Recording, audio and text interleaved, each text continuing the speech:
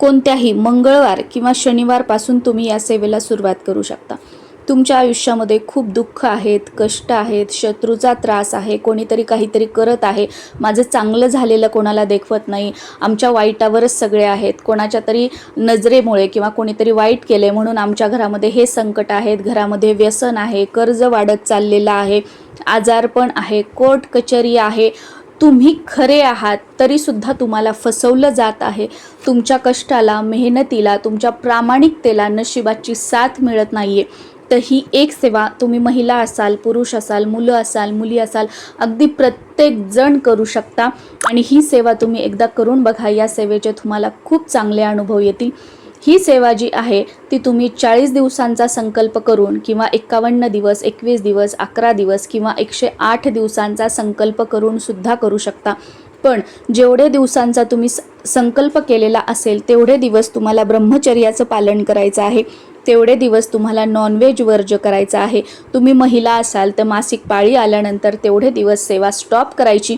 तुमच्या घरामध्ये इतर कोणी ही सेवा करणार असेल तर त्यांनी हे वाचलं तरीसुद्धा चालेल. पण सेवा करणारं कोणी नसेल तर स्टॉप करायची आणि मासिक पाळी झाल्यानंतर परत सेवेला सुरुवात करायची. सुतक आल्यानंतर सुतक संपल्यावर परत सुरुवातीपासून सेवेला सुरुवात करायची आहे.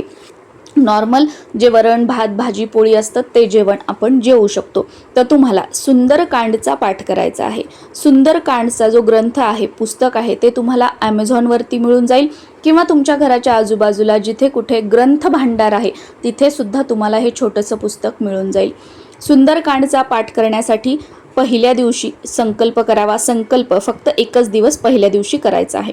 त्याच्यानंतर दररोज वाचनाची वेळ एकच ठेवण्याचा प्रयत्न करावा. कधी इकडे तिकडे झालं अडचणीमुळे तर काही हरकत नाही, पण शक्यतो वेळ एकच ठेवण्याचा प्रयत्न करा. जागा एकच असावी आणि आसनसुद्धा तेवढे दिवस एकच असावं.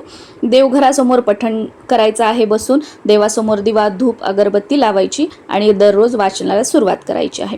सुरुवातीला एक माळ म्हणजे 108 वेळा श्रीराम जय राम जय जय राम हा मंत्र म्हणायचा. त्याच्यानंतर किष्किंधा कांड म्हणायचं आणि त्याच्यानंतर सुंदरकांडचं पठण करायचं आणि ते झाल्यानंतर परत श्रीराम जय राम जय जय राम हा मंत्र एक माळ घ्यायचा. हनुमानजीला रोजच्या रोज गुळ फुटाण्याचा नैवेद्य दाखवायचा आणि त्यानंतर हा जो नैवेद्य आहे तो आपण घरातील सर्वांनी ग्रहण करायचा आहे.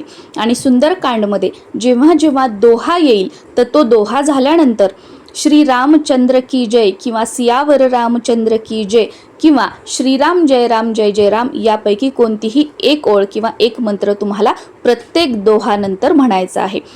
सुंदरकांड सुरुवातीला वाचण्यासाठी 1.5 तास लागतात. सवय लागल्यानंतर 1 तास लागतो.